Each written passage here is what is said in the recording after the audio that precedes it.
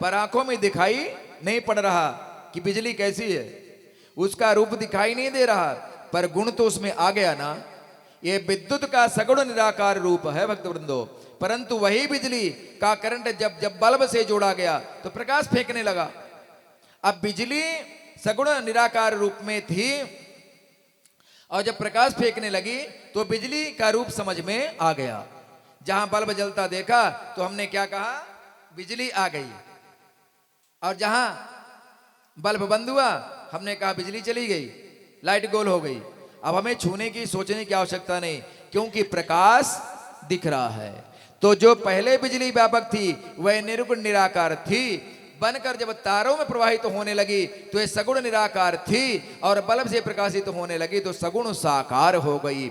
ऐसे ही वह जब निर्गुण निराकार तत्व था तो ब्रह्मा के रूप में था, सगुण निराकार रूप बना तो परमात्मा के रूप में घट घटवासी बन गया, सबका संचालन करने लगा, और वही राम कृष्ण नरसिंह आदि दिव्य रूप धारण करके हमारे बीच प्रकट होकर नाचने भी लगा, गाने भी लगा। उसी तत्व को हम क्या कहते हैं, भगवान कहने लगे। यही वह बिजली प्रकाश के रूप में प्रकट ना होवे तो बिजली हमारे किसी मतलब की है क्या, प्रकट भी होना चाहिए। इसलिए वही अपना दिव्य रूप बनाकर प्रकट जब होता है तो ये भगवान हमारे बीच में आंखों का विषय बन जाता है। शेष गणेश महेश दिनेश सुरेश हूँ जाहि निरंतर ध्यावे। पर वही जब प्रकट होकर हमारे बीच आया तब ताहि अहीर की छोहरिया छछिया भरी छाछ पे नाच नचावे। कहाँ तो वह ब्रह्म ध्यान में नहीं आ रहा था, और राजबीर की ग्वालिनियां कहती हैं कन्हैया बढ़िया ठुमका मार करके नाच दो तो ताजो ताजो मक्खन खवाऊंगी। तो वही परम तत्व ठुमक ठुमक करके नाच नाच करके ब्रजबामाओं के मन को मुग्ध कर रहा है। भक्तों को परमानंद प्रदान करने के लिए वही परम तत्व प्रकट भी होता है। अब प्रकट होने के कई रूप हैं, राम जी के रूप में, श्याम जी के रूप में, बारह के रूप में, कपिल जी के रूप में, अनेक रूपों में वो प्रकट हुआ। मुख्य रूप से भगवान के 24 अवतार हुए।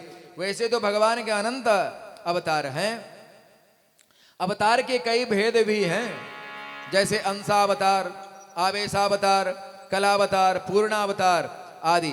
तो कोई आवेशावतार है, कोई अंशावतार है, पर एते चांस कला पुंसा कृष्णस्तो भगवान स्वयं।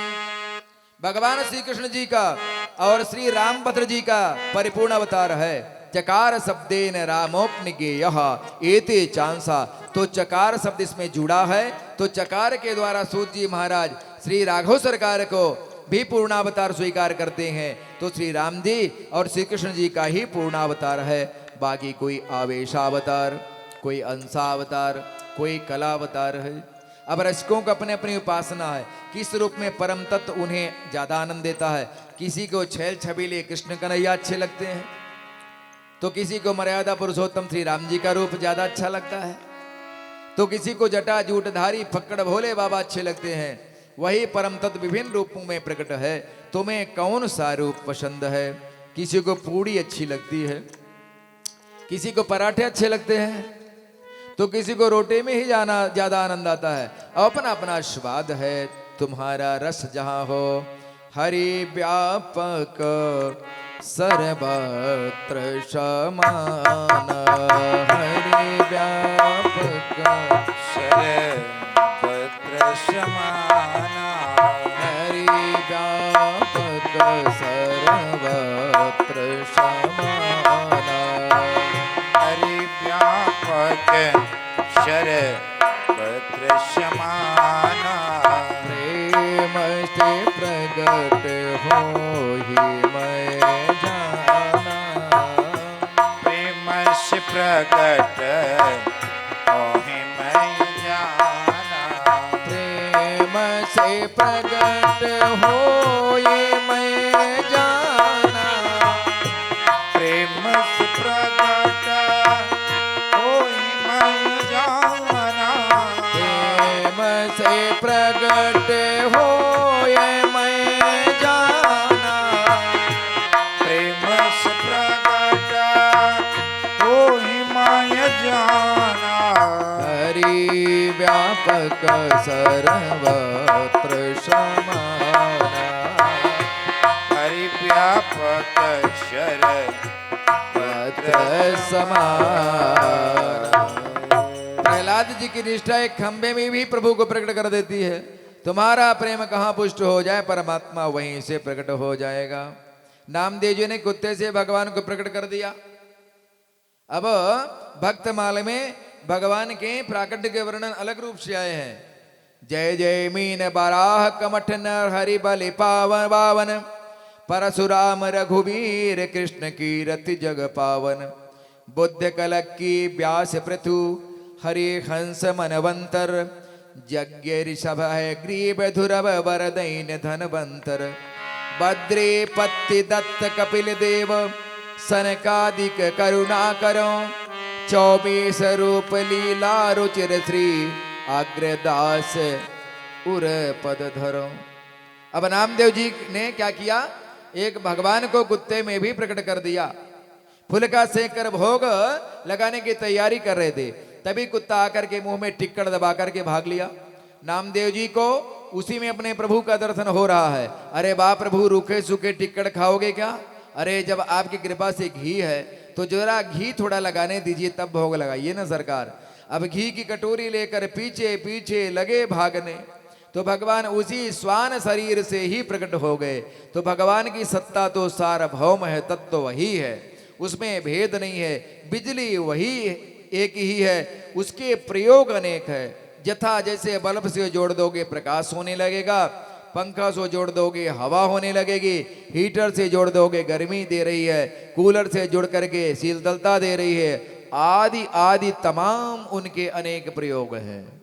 बिजली के भीतर कोई भेद नहीं है, सब एक ही बिजली है। आवश्यकता के अनुसार जहां तुम्हारी उपयोगिता सिद्ध होवे वही सबसे उत्तम है। यदि उस परम तत्व को ठीक से जान लिया तो उससे क्या होगा।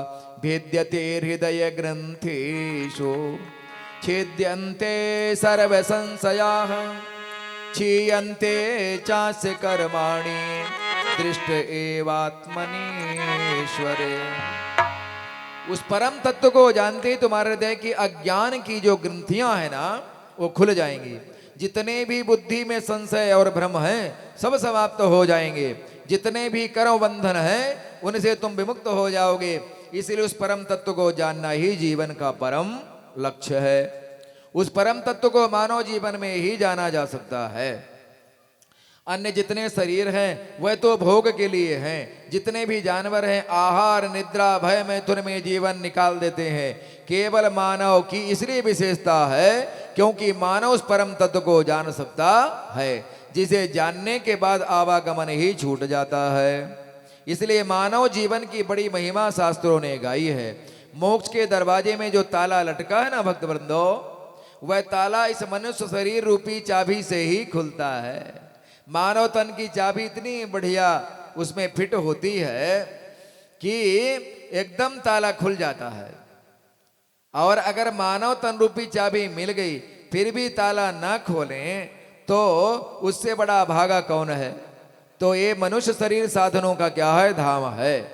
हम मनुष्य शरीर से ही साधन कर सकते हैं, उस परम तत्व को जान सकते हैं। इसलिए चाबी का सदुपयोग करना चाहिए। बड़े भाग मानुष तन पावा, सुर दुर्लभ सब ग्रंथ ही गावा। साधन मोक्ष धाम करि द्वारा, पाई न जहि परलोक समारा।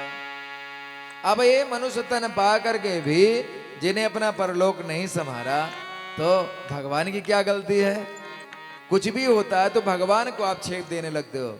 अरे अरे इतना बढ़िया घर चल रहा था, देखो भगवान ने इसके साथ ऐसा कर दिया, हमारे साथ भगवान ने ऐसा कर दिया। भगवान ऐसा वैसा नहीं करता है।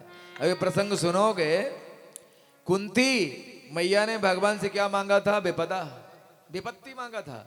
आप लोग विपत्ति मांगोगे नहीं ना? क्यों नहीं मांगोगे जानते हो? हमें पता है, क्योंकि विपत्ति कभी विपत्ति से दूर होते ही हो ही नहीं पा रहे हो। तो विपत्ति क्या मांगे हो, पहले ही विपत्ति है कि नहीं? पहले ही विपत्ति से भरे हो। कोई तन दुखी कोई मन दुखी, कोई धन बिन रहत उदास, थोड़े थोड़े सब दुखी, सुखी प्रभु को दास। कोई तन से दुखी हो, कोई मन से दुखी हो, कोई धन से दुखी हो। ये हमारे जीवन की 226वीं कथा है भक्त वृंदो। और 226वीं कथा के पूर्व जो 225 हुए, 225 कथाओं में पूछा, पर किसी ने नहीं कहा कि मैं सुखी हूं गुरुजी। सब कहते हैं कि मैं हम दुखी हूं। अब विचार करो, मैंने सुखी ना पाया आज तक, सबको दुखी देखा। किसी ने किसी कारण से दुखी है, चाहे तन से, चाहे धन से, चाहे मन से, दुखी अवश्य है। अब अगर इसके जगह मैं प्रश्न कर दूं कि दुखी कितने हो, तो भी नहीं हाथ उठाओगे, क्योंकि दुख कहां रोगे? जहां रोना नहीं चाहिए, और जहां दुख रोना चाहिए वहां तो रोगे ही नहीं। अब सुखी कैसे होगे? अब पत्रा दिखाओगे तब क्या सुखी होगे? पंचांग दिखा करके सुखी हुआ कोई आज तक? नहीं ना। पूर्व कल के प्रसंग में आपने सुना ना कि जब आत्मदेव संत से मांग रहे हैं कि मुझे कुछ नहीं चाहिए, मुझे तो बेटा चाहिए, एक बेटा दे दो बस। आत्मदेव ने कहा महाराज जानना चाहते हो? बोले क्या बताओ? बोले एक जन्म की बात छोड़ो, तुम्हारे ललाट की रेखाएं मैंने पढ़ लिया है, 7 जन्म तक तुम्हारे कोई पुत्र नहीं होगा। ओहो, आत्मदेव ने तुरंत बड़े जोर से उनके चरणों में सिर पटका। संत ने कहा क्या हुआ भैया? बोले मैं तो एक ही जन्म के दुख के लिए रो रहा था, आपने 7 जन्म का दुख बता दिया, 7 गुना मेरे दुख को बढ़ा दिया। अब की बार ऐसा सर पटकूंगा कि मेरे तो प्राण ही निकल जाएंगे, और ब्राह्मण की हत्या के भागी आपको बनना पड़ेगा। ब्राह्मण ने, संत जी ने सोचा कहां फंस गया आकर के। सोचा था कुछ भगवान का चिंतन करता होगा तो बता दूंगा रास्ता, ये तो उल्टे फंस गया। अब संत जी ने क्या किया? संत जी ने कहा भैया जब तेरे ललाट में लिखा ही नहीं मैं कहां से दे दूं? तब कहता महाराज सुनो, हमें और चक्कर मत बताओ, मुझे पक्का विश्वास है कि संतों के वचनों पर विधाता को भी विचार करना पड़ता है। देखो उसकी निष्ठा, संतों के वचनों पर विधाता को भी विचार करना पड़ता है, तो मुझे विश्वास है। संत जी ने समझा पीछा नहीं छोड़ेगा, तो निकाला अपने झोली से फल एक थमा दिया, जाके अपने पत्नी को खिला देना और वो गर्भवती हो जाएगी, तुम्हें पुत्र प्राप्ति होगी। चले गए। बाकी कथा तो आप लोग कल सुने ही, अब वो कथा तो रिपीट नहीं, अगली कथा ही आपको बताना है। तो कहने का अभिप्राय है कि मनुष्य तन पाकर के भी अगर अपने आप को मुक्त ना कर पाए तो कुकर सूकर की योनि के समारे मनुष्य तन व्यतीत हो गया। अब वो कैसे प्राप्त होगा? अरे करते रहोगे जो करते रहोगे भजन धीरे धीरे, करते रहोगे भजन धीरे धीरे, तो मिल जाएगा वो सजन धीरे धीरे। जो करते रहोगे भजन धीरे धीरे, जो करते रहोगे भजन धीरे धीरे, तो मिल जाएगा वो सजन धीरे धीरे। जो करते रहोगे भजन धीरे धीरे, करते रहोगे भजन धीरे धीरे, तो मिल जाएगा वो सजन धीरे धीरे, तो मिल जाएगा वो सजन धीरे धीरे, मिल जाएगा तो सजन धीरे धीरे।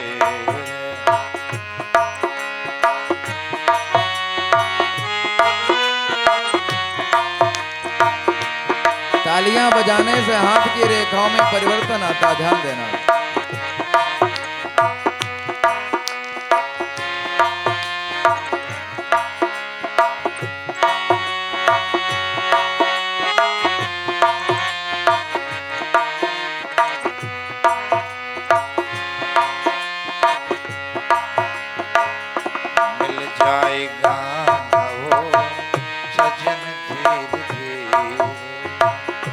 अगर हरि से मिलने की दिल में तमन्ना, अगर हरि से मिलने की दिल में तमन्ना, अगर हरि से मिलने की दिल में तमन्ना, अगर हरि से मिलने की दिल में तमन्ना, तो करो शुद्ध अंतः करण धीरे धीरे, तो करो शुद्ध अंतः करण धीरे धीरे, जो करते रहोगे भजन धीरे धीरे, जो करते रहोगे भजन धीरे धीरे, तो मिल जाएगा ओ सजन धीरे धीरे,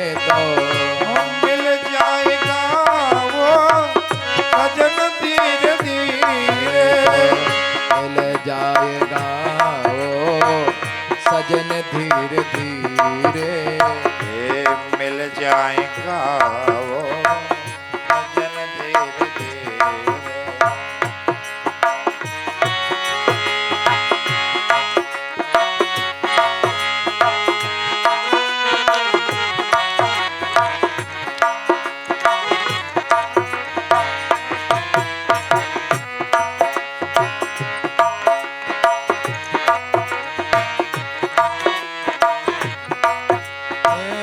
कोई काम दुनिया में मुश्किल नहीं है, कोई काम दुनिया में, बोलो सरल,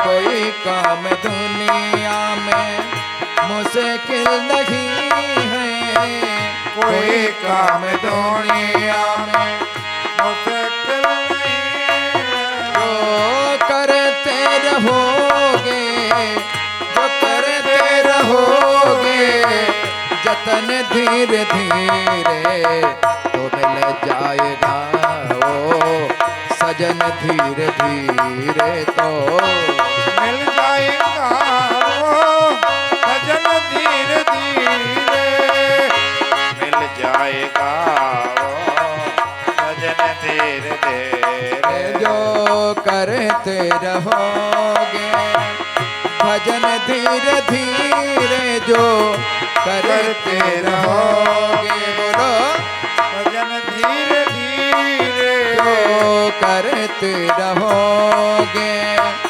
भजन धीरे धीरे, जो करते रहोगे भजन धीरे धीरे, ओ मिल जाएगा वो मिल जाएगा वो सजन धीरे धीरे, करते रहोगे भजन धीरे धीरे, जो करते रहोगे भजन धीरे धीरे, जो मिल जाएगा ओ सजन धीरे धीरे, तो मिल जाएगा वो सजन धीरे धीरे, मिल जाएगा वो सजन धीरे धीरे, करते रहोगे भजन धीरे धीरे,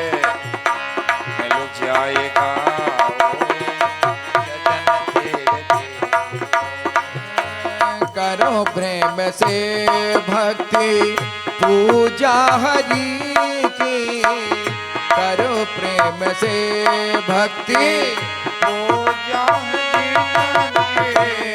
करो प्रेम से भक्ति पूजा हरि की, करो प्रेम से भक्ति पूजा उनकी, ओ मिल जाएगा ओ मिल जाएगा ओ रतन धीरे धीरे, जो करते रहोगे भजन धीरे धीरे, जो करते रहोगे भजन धीरे धीरे, तो मिल जाएगा ओ भजन धीरे धीरे तो मिल जाएगा वो सजन धीरे धीरे जो करते रहोगे भजन धीरे धीरे जो करते रहोगे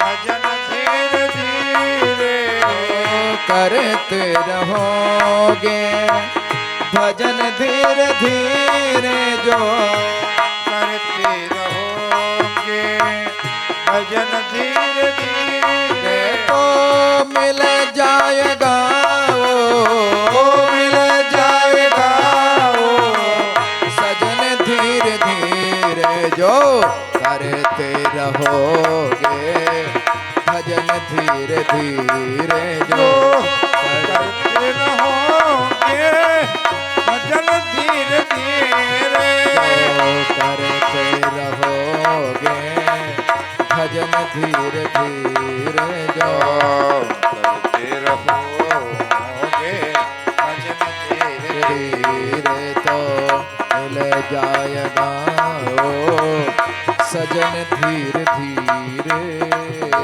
ले जाएगा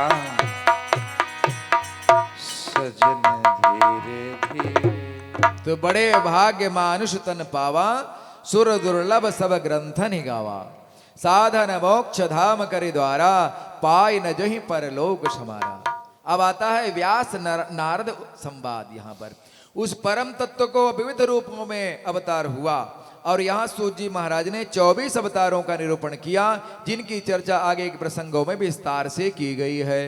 सौनक जी ने पूछा कि महाराज जिस भागवत का आप हमें उपदेश कर दे रहे हैं इस भागवत की रचना किसने की कब की कहाँ की क्यों की ये प्रश्न रख दिया।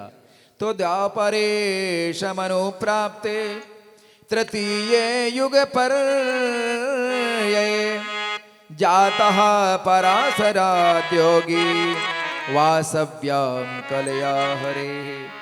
सूत जी कहते हैं ऋषियों जिस समय द्वापर के अंत में भगवान के कलावतार श्री कृष्ण द्वैपायन वेद व्यास जी का प्राकट्य हुआ तो अपनी दिव्य दृष्टि से त्रिकाल दृष्टा व्यास जी महाराज ने भविष्य पर दृष्टिपात करके देखा तो घोर कलिकाल के कलुषित प्राणियों को देखकर चित्त शांत हो गया। मंदा सुमंद मतजो मंद भाग्याहुपद्रुपाः। जीवों का कल्याण कैसे होगा? कलिकाल में लोगों की बुद्धि क्या है? मंद, भाग्य भी अति मंद। कोई बुद्धिहीन व्यक्ति हो पर यदि भाग्यशाली हो तो काम चल जाएगा, आप लोगों को पता है। तो भाग्यहीन व्यक्ति हो पर यदि बुद्धिमान हो तो बुद्धि के बल पर अपना जीवन निर्वाह कर लेगा। पर बुद्धि और भाग्य दोनों ही मंद पड़ गए भक्त वृंदो, तो ऐसे जीवों का कैसे कल्याण होगा? इसलिए व्यास जी महाराज ने उन सब का ध्यान करते हुए एक वेद के 4 विभाग कर दिए, ऋग्वेद, यजुर्वेद, सामवेद और अथर्ववेद। इस पर उनके चित्त को फिर भी शांति नहीं हुई, क्योंकि वेदों में ज्ञान का भंडार तो बहुत पड़ा है भैया, पर वेद के ज्ञान को समझने वाला कोई नहीं है। वेद की भाषा जटिल है, तो उसे और सरल करने के लिए पंचम वेद महाभारत की रचना कर दिया। जिनकी गति वैदिक ज्ञान में ना हो वह महाभारत का स्वाध्याय करके वैदिक ज्ञान प्राप्त कर सकेंगे, इसलिए महाभारत की रचना हुई। परंतु फिर भी मन को संतोष नहीं हुआ, तब पुराणों की रचना आरंभ किया। एक एक करके 17 पुराण लिखे, पर व्यास जी के मन को अभी भी संतुष्टि नहीं हुई। सोच रहे थे अब क्या किया जाए, तो अचानक उनके कान में ध्वनि सुनाई पड़ी, नारायण नारायण नारायण श्रीमन नारायण इत्यादि। देवर्षिनाथ अपनी वीणा पर गोविंद के गुणानुवाद गाते हुए व्यास जी के सामने प्रकट हो गए। देवर्षि नारद का दर्शन करते व्यास जी महाराज खड़े हुए और पूजयामास विधिवन् नारदं सुर पूजितम। देवर्षि नारद अपनी वीणा पर गोविंद के गुणानुवाद गाते हुए व्यास जी के सामने प्रकट हो गए। देवर्षि नारद का दर्शन करते ही व्यास जी महाराज खड़े हुए।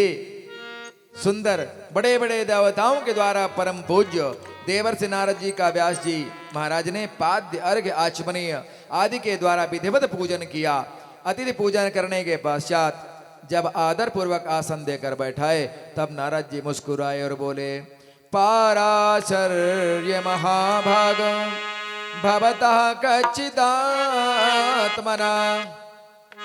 परितोष्यते शारीर आत्मा मानस एव वा। हे पाराशर नंदन, पाराशरस्यात्पत्यम पुमान पाराशरः। पाराशर ऋषि की संतति में जो भी हुए सब पाराशर, तो व्यास जी को पाराशर कहकर संबोधित कर रहे हैं। हे पाराशर जी, आपका मुख थोड़ा मलिन सा क्यों दिखाई पड़ रहा है? आपके धर्म कर्म सब व्यवस्थित तो चल रहे हैं ना? आपकी दिनचर्या भगवत सेवा पूजा में कोई विघ्न तो नहीं हो रहा है? व्यास जी कहते हैं, नारद जी आपने जो कुछ पूछा वो सब ठीक ठाक चल रहा है। मेरे पूजा पाठ में कोई बाधा नहीं है। मैंने जीवों के कल्याण से बड़े बड़े ग्रंथों की रचना कर डाली, फिर भी ना जाने क्यों मेरे चित्त को चैन नहीं पड़ा। अभी भी मेरा मन संतुष्ट नहीं हो रहा। अभी भी मेरे हृदय में एक आह्लाद जो होना चाहिए कि मैंने समाज के लिए कुछ किया, उससे पूर्ण संतुष्टि मेरे मन में नहीं है। और वह क्यों नहीं है, ये कारण मैं स्वयं भी नहीं जानता। नारद जी बोले, तो हम बताएं? तब सूत जी कहते हैं, अब यहां पर भागवत महापुराण में श्री नारद उवाच लिखा है। अभी तक नारद उवाच था, लेकिन यहां पर श्री लगा दिया गया। जानते हैं क्यों? ये प्राचीन प्रतीक की बात है। अब यहां पर श्री श्री लगाई क्योंकि पहले केवल नारद बोलते हुए दिखाई पड़ रहे हैं, लेकिन अब नारद के अंदर कोई और बैठ करके बोलने वाला है, इसलिए लगा दिया श्री नारद उवाच, क्योंकि व्यास जी को उपदेश करना है।